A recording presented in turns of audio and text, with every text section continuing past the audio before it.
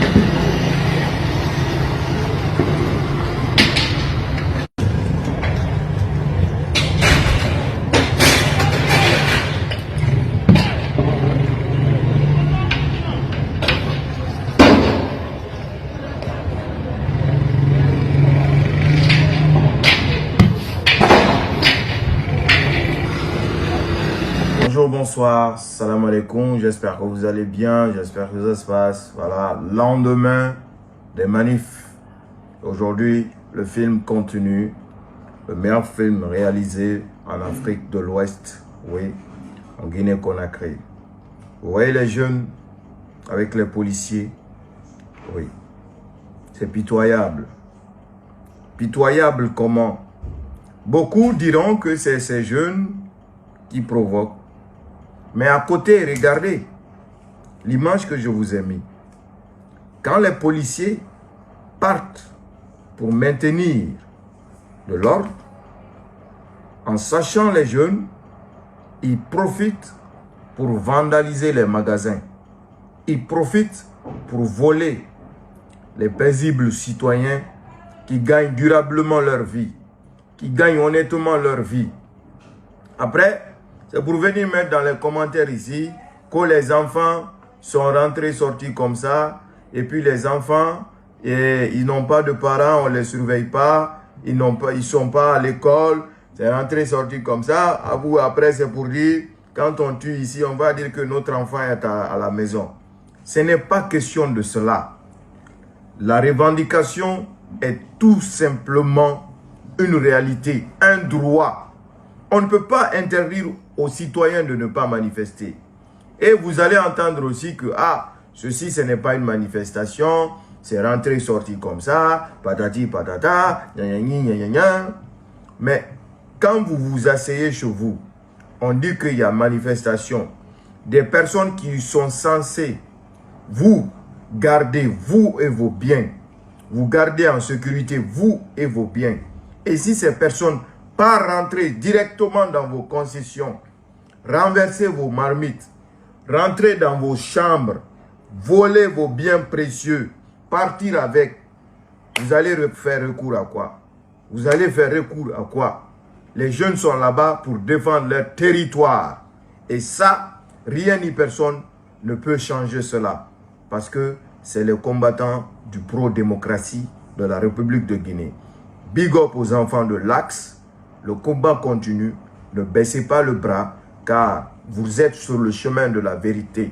Un point bas. Que ceux qui disent, vous êtes assis derrière vos téléphones, encouragez les enfants des gens à sortir. Chacun a sa manière de faire le combat. Voilà, derrière nos téléphones ici, derrière nos smartphones ici, derrière nos tablettes ici, derrière nos ordinateurs ici, on mobilise le plus de monde que sur le terrain. Que cela te plaise ou pas, on est là pour défendre la vraie démocratie de la jeunesse guinéenne. Un point barre. Donc, mes frères et sœurs guinéens, le bilan a été positif. Merci à tous ceux qui ont participé. Rendez-vous le jeudi prochain, Inch'Allah, et ensemble, on va faire partie ce régime biberon. On va faire partie ce régime biberon. Un point barre. À tout à l'heure.